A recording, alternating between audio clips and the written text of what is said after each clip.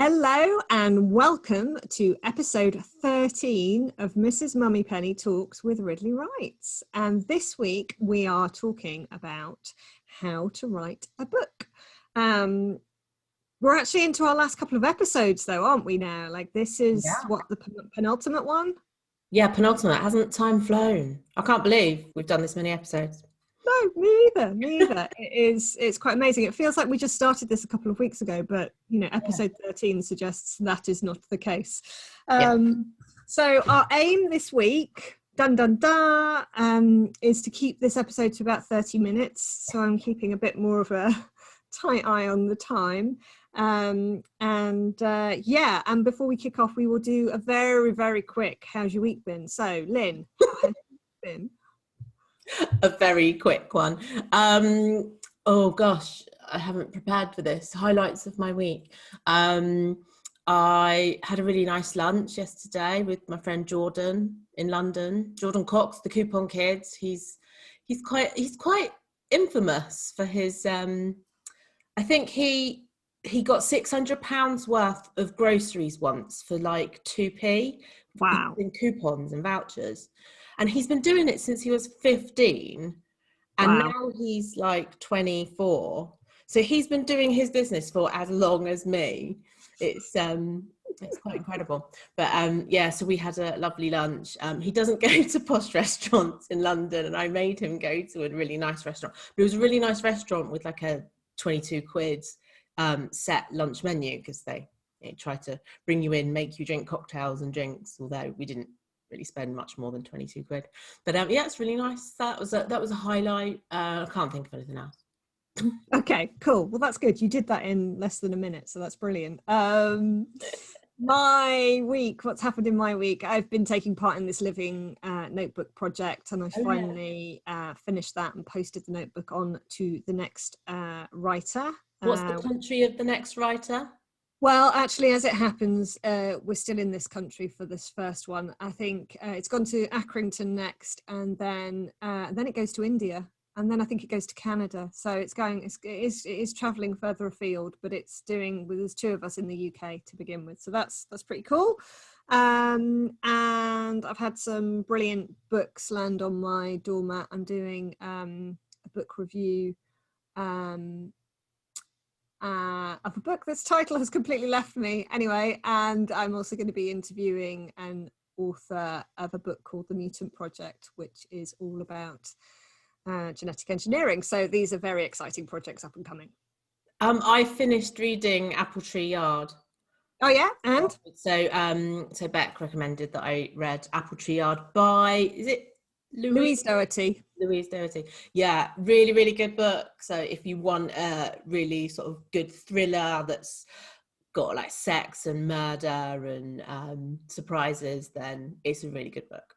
In fact, I was around that area yesterday as well, because I was in Covent Garden. I was like, shall I go and try and find Apple Tree Yard? Because I know exactly where it is because of how she describes like London. But I didn't. Louise Doherty is amazing on so many levels. I would also chip in, I think there's some really kind of important feminist social critique that's made in this story as well, despite it also being a bloody good read and a hell of a page turner. But she's very precise in her research and her settings. Mm-hmm. And so, she recommends, and this is going to come into our conversation in a minute, but she certainly recommends writers, novelists to go to the specific street and actually identify the door of the house that your protagonist lives in, like really get into the detail of it. And I think you can definitely feel that in Apple Tree Yard. So I in all of her descriptive bits, I was exactly there with them, walking those streets. I mean, it helped that I knew that area, but even there's a court case in it, and the research that she's gone into with the legalities and the police treatment, and there's a rape in there, there's a murder in there, and it's just she's so accurate, and it's amazing. So people read it. Yeah, brilliant. So the subject of our conversation today is actually how to write a book. A couple of reasons for this.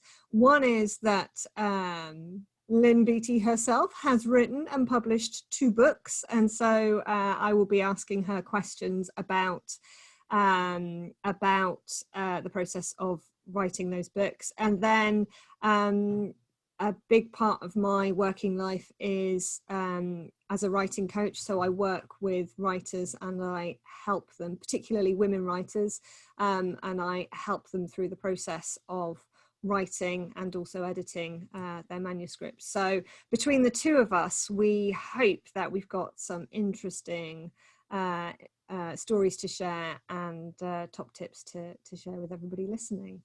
Yeah, because I know it's one of those throwaway phrases that we've all got a book in us, but like I think we have, like, whether that be autobiographical or whether it be like some incredible fantasy idea that you've got for a book, I think we have, but the actual act of sitting down for a long time, it takes people varying amounts of time, but at least sort of 2-3 months that's a quickie book, isn't it? In 2 or 3 months, it's a lot of time, and it's a lot of work. And I think as well, like for most of us, we don't know any writers personally, and for most of us, we didn't grow up with seeing a writer at work. Even if we do know writers, we don't know the intricacies of their process. I mean, what we know of writing is we know books when they're published. And so I think when you sit down with the intention to write a book, write a story, you're walking into a darkened room. You've no idea really how to do it. Yes, there's lots of help guides out there, and I'm not undervaluing those at all, because they're incredibly useful. But I think there's a sense that it's the same as reading a book, that the process is very similar. Well, I have this story, I should just be able to sit down and put all the words one after the other on the page, and then a story emerges. And actually it's very rarely such a linear process as that, certainly in my experience and many people that I've worked with. But let's kick off by, tell us a bit about the books you've written. So what are the 2 books that you've written, Lynn?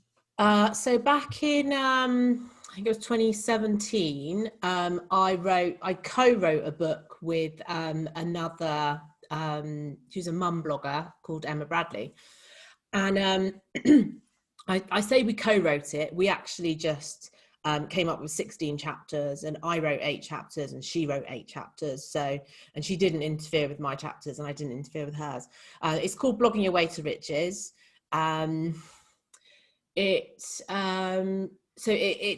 It's a book about the basics of setting up a blog, all the way through to how to make some money out of it, how to commercialize it. There's a lot of, because 2017, to be honest, was quite early days for my blog, so I'm not sure I was the best person to write that book, but I suppose by that point I was probably making, I don't know, maybe 20-30 grand a year from my blog, like back in 2017. So, you know, that's quite an aspirational number for a lot of people to get from a blog. So yeah, was I happy with, the thing is we supported each other. So we were good at having targets. We wrote it pretty quickly. But we didn't have anybody sort of properly to support us. We did it all on a bit of a shoestring budget. We didn't pay for like professional proofreading and stuff. So there's quite a lot about it that I'm not particularly happy with now. Like if I was to read it through now, I know it's like littered with proof issues and just general inconsistencies. So that was the first book. And then, so last year in lockdown, I wanted to do something big during lockdown, as a lot of people did. So I, back in May, I think, you were probably the first person I sent the email to. I was like, right, I'm doing this. I'm writing the book the publishing house told me to write. So a year before, I'd had conversations with the publishing house about a book. And the book proposal I'd sent to them, they didn't want to write. It was a book about how to pay off debts. They wanted a more general personal finance book. So they were like, this is the book you need to write. So I sort of dwelled on that for a bit. And then last year I was like, okay, I'm going to write it. And I did, when we debated a lot whether to try to get it published or whether to self-publish, and we can talk more about the semantics of that as well. But I decided in the end to self-publish it, but working with you as a writing coach, support for everything, all the way through from initial idea to editing, not proofreading. But yeah, certainly editing, because that is the part of writing a book that I absolutely hate with a passion. So I was so grateful that you came in and did quite a lot of that detailed work. Once I'd written the 40,000, 50,000 words, whatever, of the book. So yeah, so that was published September of last year. We've not given it a title yet. It's to the left of your head. The Money Guide to Transform Your Life. I haven't got a copy down here. Thank you. Yeah. The Money Guide to Transform Your Life. And it's not a long book. Yay. I don't particularly like long books. And it's very split into different chapters of all the different aspects to think of for personal finance. Part 1 is about finance for now. Part 2 is about finance for the future. So there's a chapter on how to pay off debt. There's a chapter about budgeting. There's a chapter about food money saving. And then in the future, there's pensions chapter, investments chapter, protection chapter. So yeah, it's a very good book. And how well has it done? So it's self-published, so all the PR was down to me. I don't know the exact numbers. I reckon I've sold about, because I've done a few corporate deals which were quite nice, where they bought sort of chunks of 50 books at a time.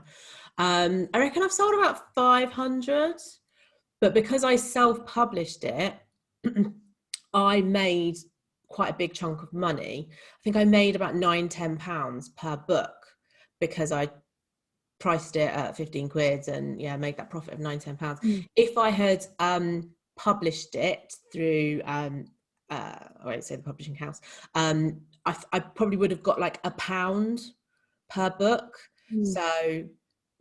So yeah, it's a commercial thing. I weighed up.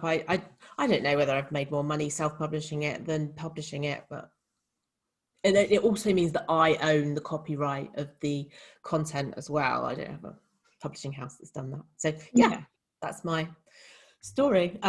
Did I enjoy the process? I was okay actually doing the writing and the first draft. Pretty much the everything that flowed then till we got to the point of publishing was I didn't particularly like, and but you were there to hold me accountable and to get me to do stuff, so that was nice. And I really enjoy the promotional bit of it once the book is out, because it's just me going on podcasts talking about myself and promoting the hell out of my book, so that was fun. Yeah it's really interesting. We were actually talking just before we came on air about drafts and writing drafts and rewriting and editing, and even sort of talking a little bit about the first book that you published. I think that there's something really, really powerful, and I think you've done an amazing job with both books in terms of having an idea. I mean, the first book was enormous. I think they both were, but the first book was enormously speedy, wasn't it? Between having the idea and then the book actually being available, and you did this. You replicated that with the Money Guide, of I don't know, a matter of months almost from idea to it being out there, which is a real, that is the power of how self-publishing has changed and transformed the publishing industry, and in much the same way that things like blogs and podcasts have enabled people to get content out there, at the touch of a button. Basically, it's quite amazing.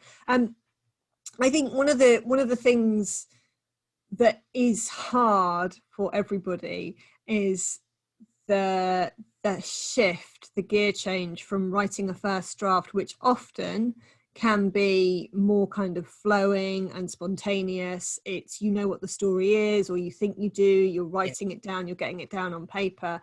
The tough bit of that is turning up to it every day and getting it done. and it's perfectly natural through kind of a first draft to lose heart or to feel like this isn't a great idea anymore. And there, I think having an accountability partner or a friend or some sort of support network to help you through is enormously helpful. But actually, where the work really starts is the crafting of it, which is in that editing process and the redrafting and the being really clear on, well, what is the story I'm telling here? I mean, we had lots of conversation about what the story was, didn't we, when we were working on your book? What was probably the most impactful bit of my book writing process with you was, because my book naturally fell into part 1 and part 2, I only did a first draft of part 1, and then I sent that to you, and you went through it with a fine tooth comb before I even started on part 2. And that was absolutely amazing, because you ripped it apart like but I'm not saying that in a bad way, because like you're an expert, so I can take feedback from an expert. I just can't take feedback from people who don't know what the fuck they're talking about, but which people do on Twitter every day.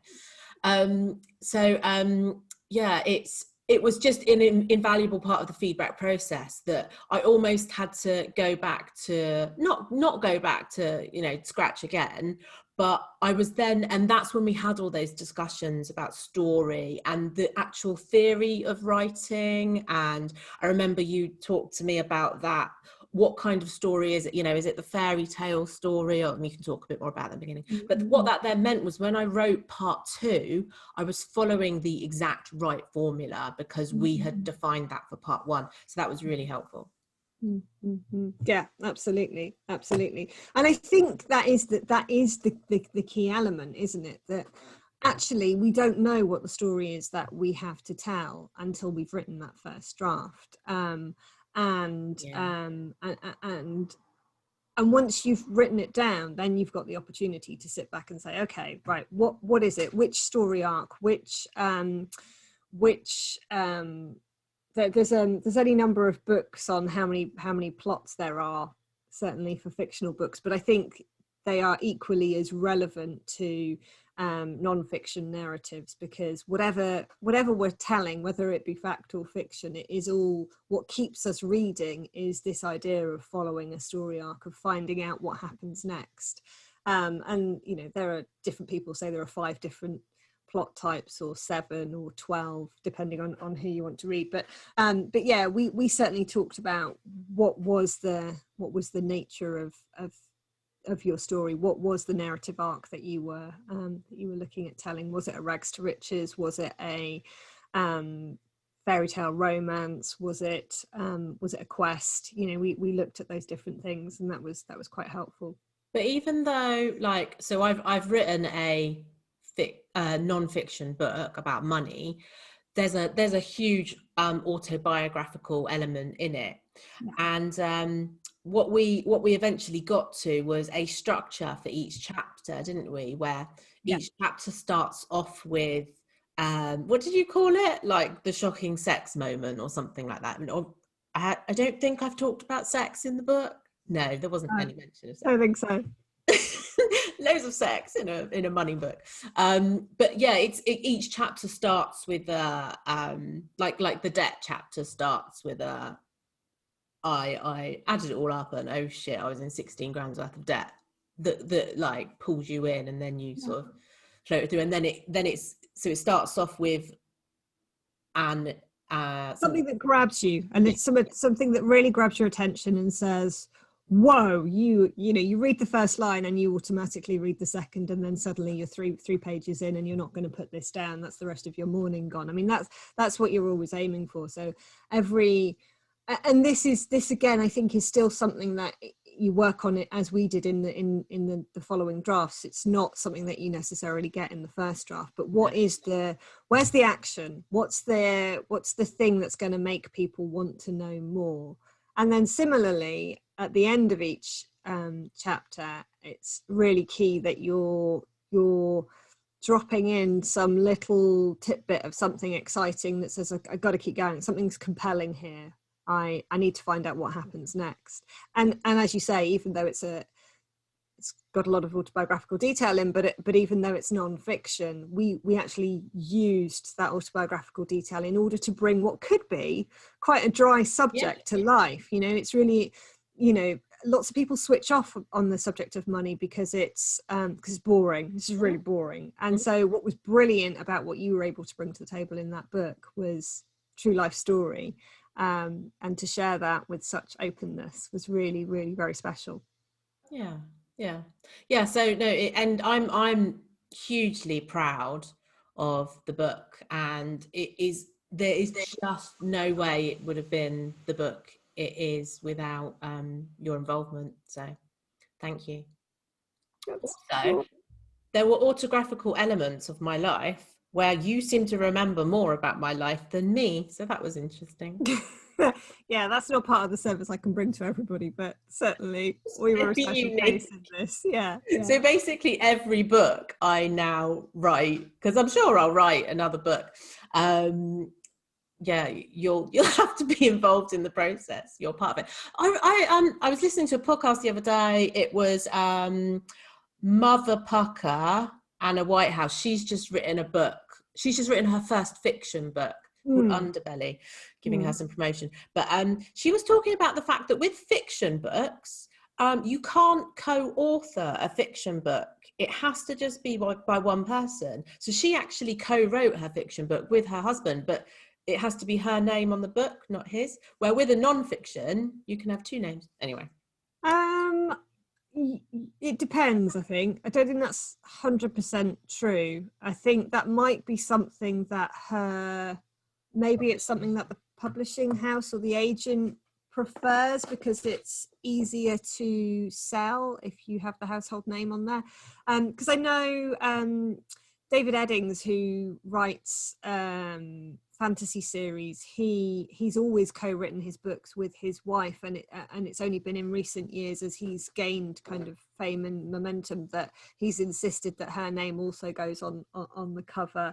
And I think Terry Pratchett and Neil Gaiman, didn't they co-write some things? I'm sure that I've seen books or fictional books that have got more than one author on it. But you're right, it's not standard, it's not the norm, but I think that's probably more from I think it's more from a marketing PR perspective. Yeah, probably. She is the one with the big name. Yeah. But yeah, so should we go back to like the very beginning of the writing process? And so let's say somebody has got this idea in their head, like should they like engage with you, drop you a line to talk about that initial idea, or should they maybe just have a go at just writing a first draft? And how do you even write a draft? And these are all really good questions. And I think so. I mean, what tends to happen, and I've quoted this possibly even before on this podcast, but Glennon Doyle said, possibly in Tamed or in one of her podcasts, I'm not quite sure, that people who aren't writers don't spend any part of their day wondering if they are. And I think that's a really important line to throw out there, because I know that there are thousands, millions of women out there right now who think, I quite like to, but I don't know if I am really. I'm probably not really a writer, am I? And so I think, even before you get to the point of having an idea, I think the fact that it's floating around in your head, yes, you are a writer. If you are even remotely thinking about wanting to write something, that is the muse effectively telling you, come on, hey, we've got to do this. At that point, it's a case of just starting to write things down and to be really freeform. One of the challenges about writing is that we live in a very productivity focused society. So writing is a very dreamy occupation. You need to have probably time by yourself. You need to just mull ideas. You need to jot things down. You need to go down a number of dead ends. You need to allow that time to dream. And yet society wants to know what you're doing. So even if it's your hobby or your pastime, people want to know, oh, you're writing a novel? What's it about? It's much easier to do a pottery class because you can show something at the end of it. Oh, I do this for 2 hours every week, and look, here's a mug I made, kind of thing. Whereas writing is much more ephemeral effectively than that. and it's much more scary on that basis as well. And so it's harder, I think, to commit to, and harder to keep committing to, because you don't know what the outcome's going to be. You don't know what the end result's going to be. And that's where, whether it's getting in touch with me or whether it's getting in touch with any kind of writing group or support group, I wholeheartedly say one of the things that will help you with your writing is find a community, find a tribe, and get the support of other people, because then you'll discover that your experience is very similar to everybody else's experience. What you're writing will be quite different, but and probably your motivation, but that's the first thing. And then the second thing is figuring out how do I make this a routine? How do I make this something that I do? How do I commit to that? And again, you know, talking from experience of working with lots of women, this is something that women in particular find hard. It is, there are so many other demands on our time. Like, isn't this just really frivolous? What, I'm just going to sit here and think about something with a pen and paper in front of me? Like, this is crazy. I've got loads of other really important things to do. This isn't very productive. And so there's a lot of real kind of negative thinking that can go on around that. And again, that's where having a support network, having a writing coach, having an accountability buddy, somebody who knows that this is a very precious idea that you've got, that you have got a talent, that you've got something to say that needs to be said. Having that person, basically the angel on your shoulder, who can encourage you and say, this is really a worthwhile thing to do, can be the difference between actually getting words written and not getting words written. And I think those are probably the first two main things. If anybody's even sort of half playing with the idea of writing something, is really to get some support around it. Yeah, I think issues about entitlement, isn't there, as women? Like, do we have anything to say? Are we entitled to write? Does anybody care? Is anybody going to listen? Yeah. All of that kind of noise can be enormously blocking when it comes to writing. Yeah. And you as an example, as a writer, because you are predominantly a writer and a writing coach. Nothing else. let's ignore all the other stuff. But what you've been quite strict about is you set an hour apart every day, haven't you, to be your writing time, and that's when you write your book, because you have a book that you've written like 50,000 words of. And is it when you do like your journaling as well some days, or do you solely dedicate it to the book? So there's a mixture of things.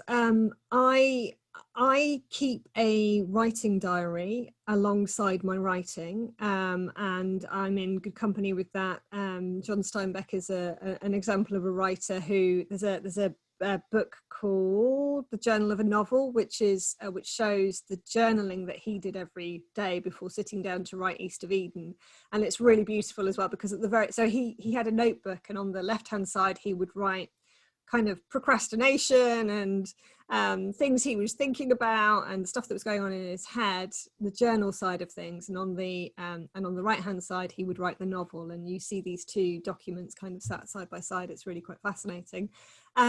But what's lovely about it is the first 3 weeks, like, he sets a start date, and for the first 3 weeks there's nothing on this page. Everything is on the left hand page. It's all just kind of noise as he kind of works his way up to actually making a start and getting stuck into it. And so I have a writing diary or a writing journal that I will often use. I took part in Mothership Writers, run by Amelia Hall. And she used to talk about this idea of a brain dump, and actually a really good way of getting into your writing is to just spend a few minutes at the beginning just putting all the stuff down that's running through your head right now, because that's the stuff that will drag you away from the desk. And so that's really useful.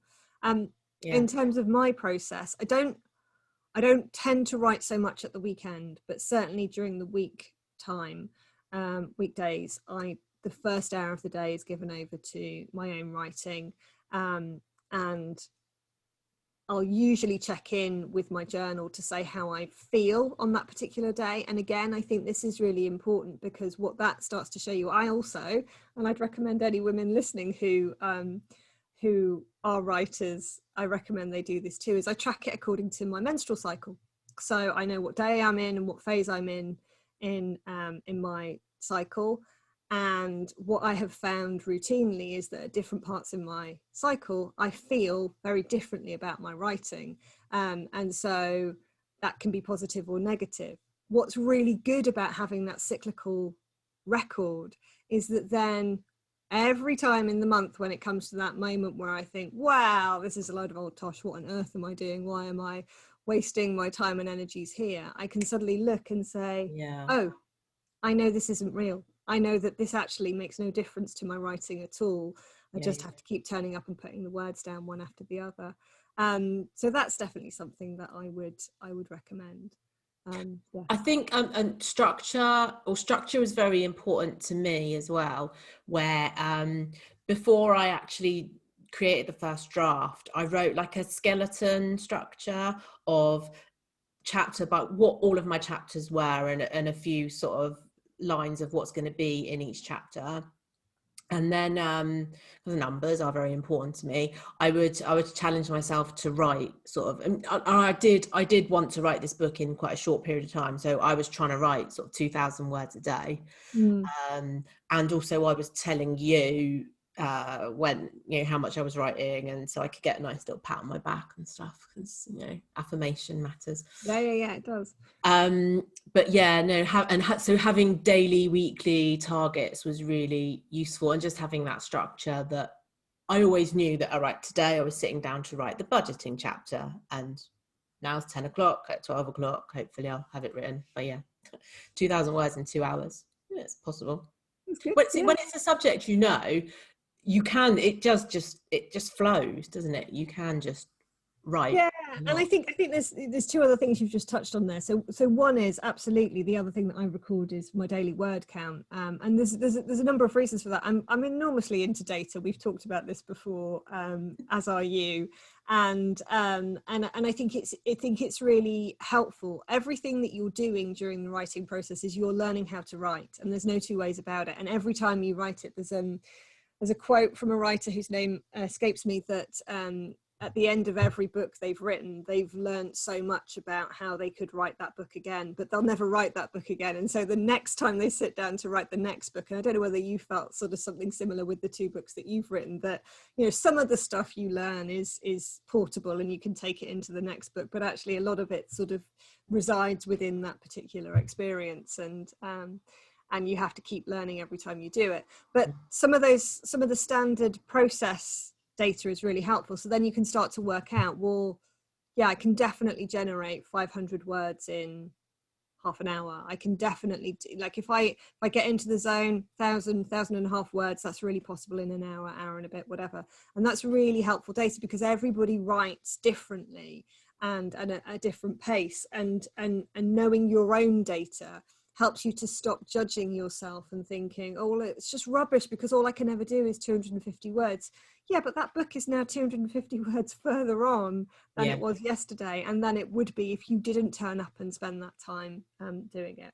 So I think that's one thing. I think the 2 other quick things that I'd chuck in, because I'm going to stop on the basis of time in a second, we can always come back to this subject at a later point, is it's a muscle. Writing is a muscle. It's something that you just need to keep turning up and doing it as regularly as you can. And you want to end up making it as routine. I think that's even another word I'd throw in, as brushing your teeth. And one of the things I encourage people to do is to try and attach their writing time. Try and do it at the same time in the same place every day, or as regularly as you're able to do it. And try and attach it to some other part of the routine that will always happen. So for me, I drop the kids off, I come back, I make a coffee, I make some toast, I come and sit down and I do my writing. And there's a routine to that it's like going to bed without brushing your teeth. You feel a bit weird, like this isn't right, something's gone wrong. So that's one thing I would say. And by doing that, you will find that you can drop into it much more easily, because it just becomes a thing you do. So yeah, those are all sorts of things that I would definitely say are really helpful when it comes to writing and writing a book. Cool. Do you think we've covered enough there? I think we have. I think we've covered enough. I think we've covered enough and already gone over our half an hour target. So we should stop. Let's just stop. Let's cut it. Let's just stop. Okay, cool. So a couple of things we need to drop in. You have a women's writing group, which is, does it cost money? Is it free? So I have a women's writing group that is open to people that I work with predominantly. So if other people are interested in joining, then they're very welcome to come along. It's a writing room. It's some regular time, 2 regular slots a week where you can come and write with other people and get some support and advice as well. And then obviously in addition to that, I do one-to-one coaching, and from time to time I do group coaching as well. So yeah, so just get in touch with you on I'll put your email in the notes. Yeah. And also I wrote a blog post on something like how to self-publish a book. Yes. Which is just full of really good tips of the whole process, because yeah, and I think that's a whole other episode actually, because I think probably talking about stuff that you talked about at the top, the massive importance of having proofreading and copy editing done to your book, and how both of those things are very different from having an editorial input and a developmental editor. But those are almost the other end. I think what we've been talking about today is like how to get started, how to yeah, basically. So yeah, that's what I would say. But let's talk, and then traditional publishing versus self-publishing, that deserves an episode, I think, to itself. Yeah, cool. All right then. Well, we'll end then. Do you want to say Well, yeah, but aren't we gonna do things a little bit differently next week? Yeah, thank you. I forgot. So we're taking a break for the summer holidays, when everything gets very manic with no childcare, etc. So for our last episode, we are going to be recording it live on Instagram. Yeah. It's better on Instagram. But we'll also record it on here, so we can put it out as a podcast episode as well. But yeah, and we're going to be like interviewing each other with quite sort of deep and meaningful questions, quite introspective. Yeah, it's going to be fun. So that's what we're going to do for our last episode, and then we'll be back in September. Who knows what we'll do in September? Maybe we will be bringing other people in. Bringing more people in. Yeah. So that's going to be quite exciting. That's next week. Yeah. Perfect. Well, thank you very much. You have been listening to Mrs. Mummy Penny Talks with Ridley Wrights. The podcast music was created, composed, and performed by Daniel Greensmith. The podcast and the YouTube are produced by Lynn Beattie, and we are your hosts, Rebecca Megson-Smith and Lynn Beattie. Thank you so much for listening. We love hearing your feedback. We're so grateful to have you with us and joining in with our conversations, and we will see you next week. Have a great week. Thanks, everybody. Bye. Bye.